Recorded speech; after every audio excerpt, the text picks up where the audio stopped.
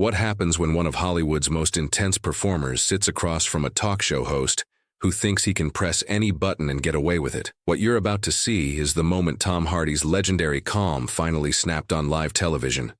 And it all kicked off with what looked like a harmless question about his private life. Before we jump into this explosive showdown that had the whole studio crowd sitting in shocked silence, make sure you smash that subscribe button and leave a comment below, because this story might make you question everything you thought you knew about late-night TV. The vibe in the Jimmy Kimmel live studio felt off that Thursday night. Tom Hardy had shown up to promote his newest movie, but something in his posture suggested he wasn't feeling up for Kimmel's usual style of humor. The British actor sat stiff in the guest chair, his jaw clenched in that signature way anyone who's worked with him knows is a red flag. Kimmel, unaware of the tension radiating from his guest, kicked things off with his signature smile. "So Tom, I've got to ask you about something that's been grabbing headlines. There are whispers going around about your personal life, and I think our audience would love to hear the truth straight from you." Hardy's eyes tightened slightly, but his voice stayed calm. "Jimmy, I'm here to chat about the film. Let's stick to that, yeah?" "Oh, come on," Kimmel pushed, leaning forward with that familiar grin that's made plenty of celebrities uneasy over the years. "You can't expect to keep it all secret when you live in the spotlight. The gossip's saying some pretty wild stuff about your marriage. Want to clear the air?" The crowd shifted uncomfortably as Hardy's silence dragged. When he finally answered, his tone had a bite that made everyone in the room sit up a bit straighter. "I said I'm here to talk about my work. My private life is just that. Private." Kimmel let out a chuckle, but there was something deliberate behind it.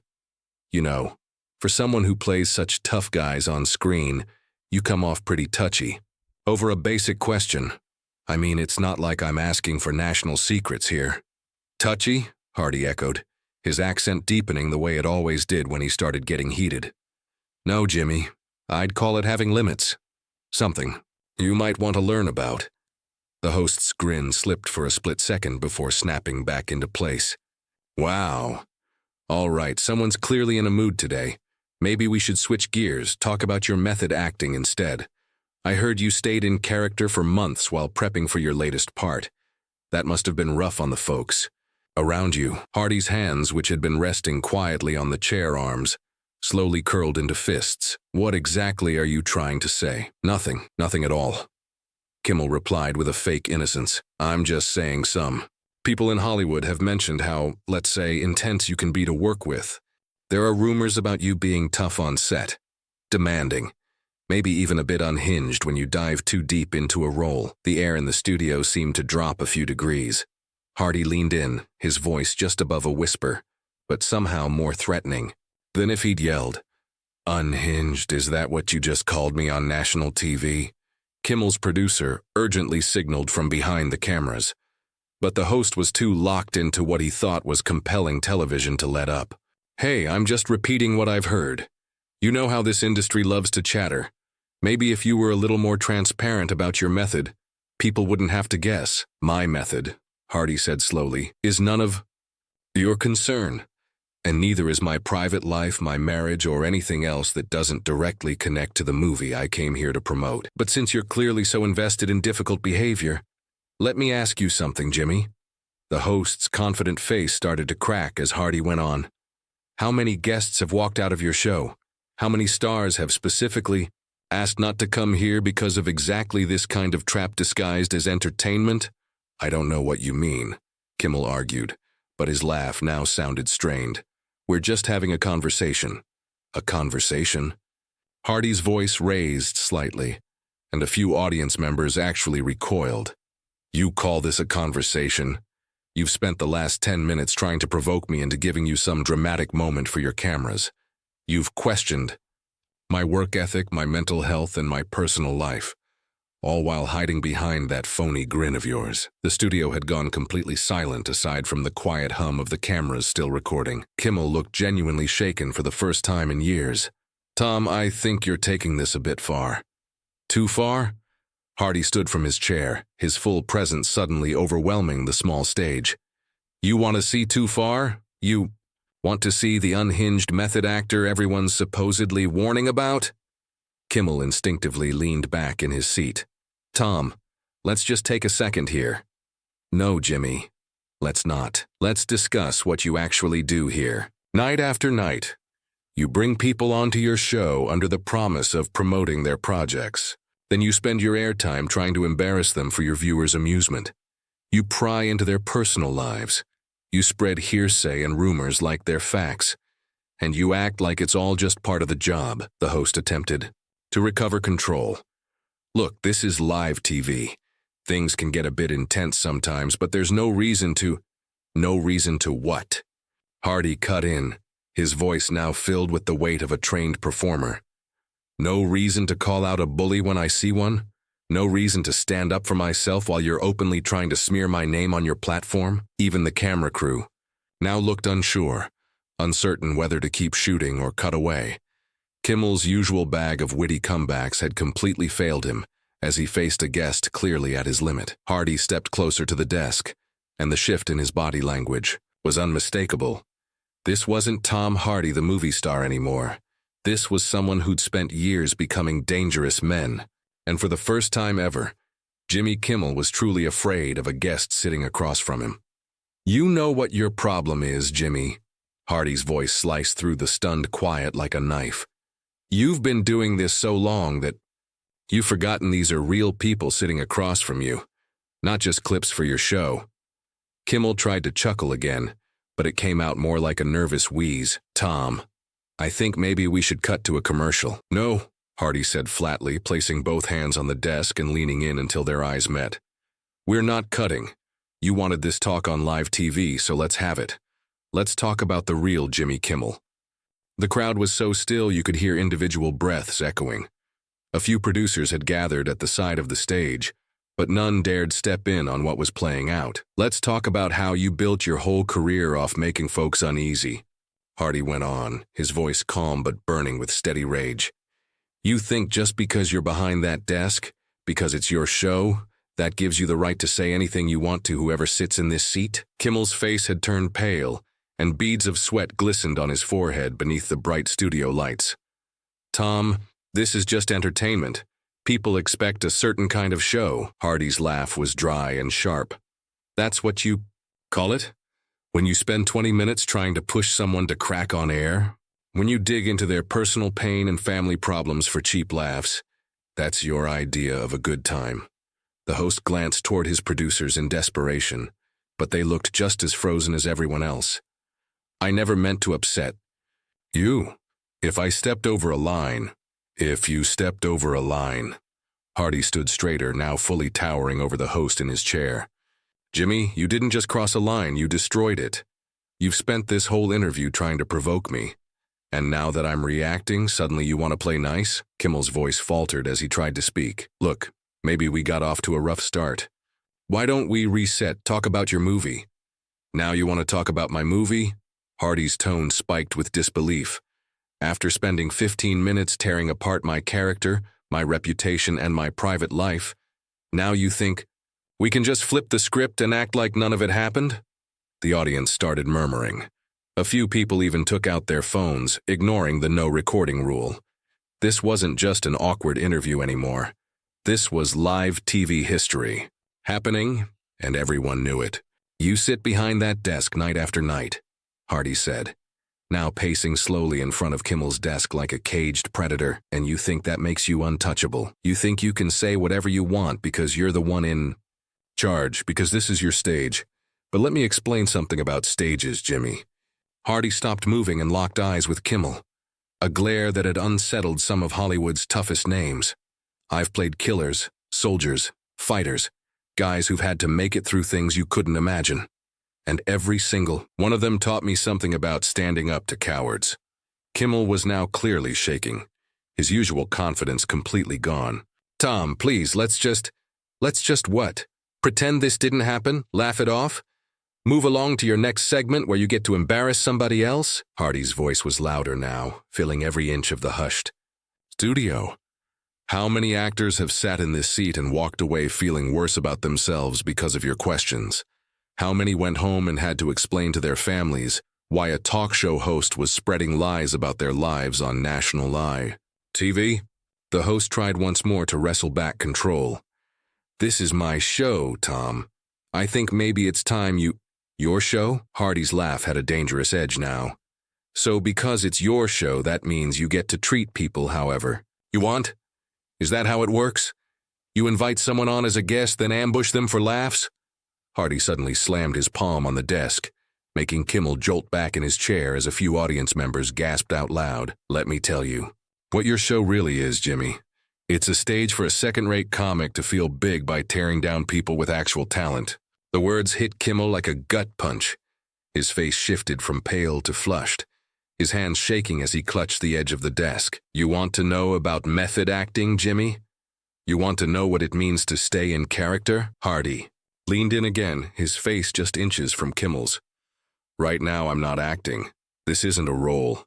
This is me, Tom Hardy, telling you exactly what I think of you and this sad excuse of a talk show."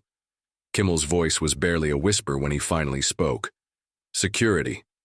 I think we need security." Hardy stood up straight, a bitter grin curling on his face.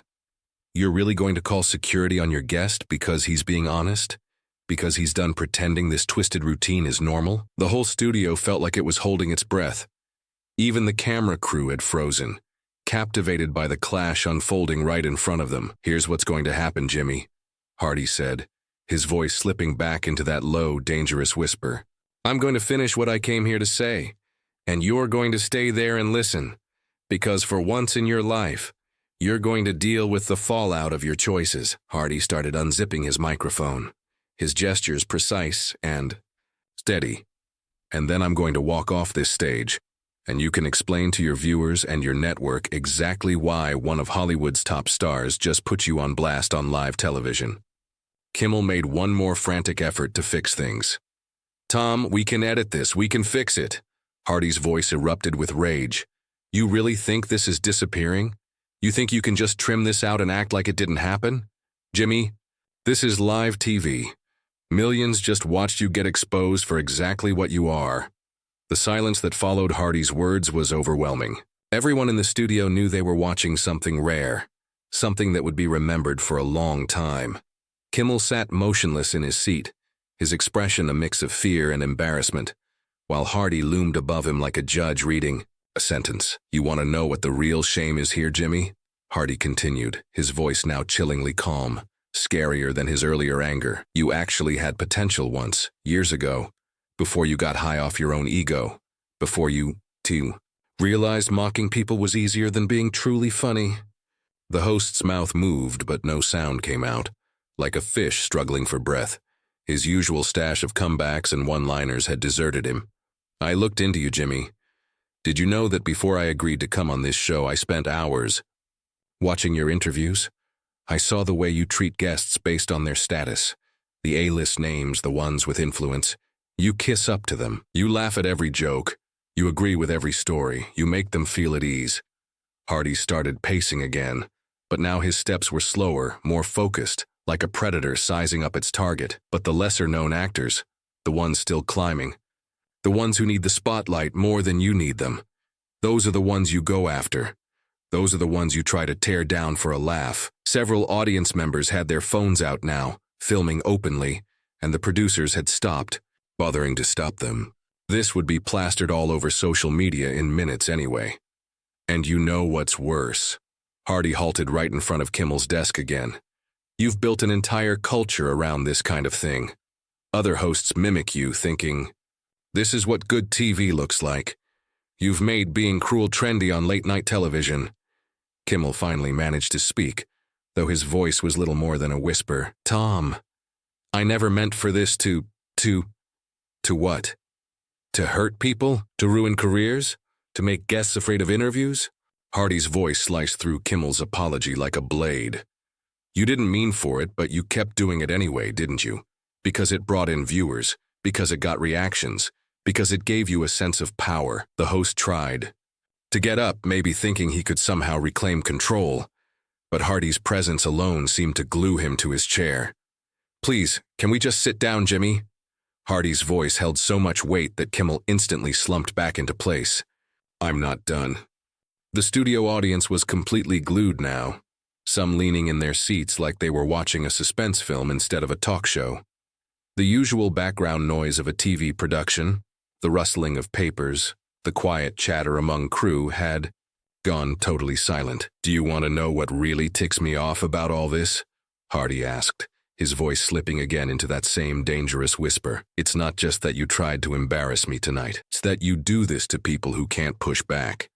Young actors just getting started, so thankful for any spotlight that they'll sit there and take whatever mistreatment you hand out." Hardy suddenly grabbed the back of the guest chair and twisted it to face the crowd. "Ladies and gentlemen, let me break down what you just saw tonight. You watched a talk show host try to wreck someone's image for laughs. And when that person stood their ground, you watched him fall apart like the coward he truly is." The crowd was utterly quiet, unsure if they should clap, cheer, or just stay frozen in disbelief. Many of them looked just as stunned as Kimmel did. "This man," Hardy motioned toward the host without even glancing his way, "makes millions each year to sit behind that desk and go after the very guests he invites. He feeds off others' discomfort, and he's been doing it for so long," he thought. He couldn't be touched. Kimmel gave one last effort to hold on to his pride. "Security, please escort Mr. Hardy." Hardy turned back to face him, and the smile on his face was straight up chilling. "You're calling security because I'm telling the truth? Because I'm not playing your little act anymore?" The host's voice trembled now. "This is my show, and I'm asking you to leave." "Your show," Hardy echoed slowly. "Yeah, it is. Your show, Jimmy. And after tonight, everyone's gonna remember exactly what kind of show you're running here." Hardy started removing his mic pack, his movements slow and dramatic.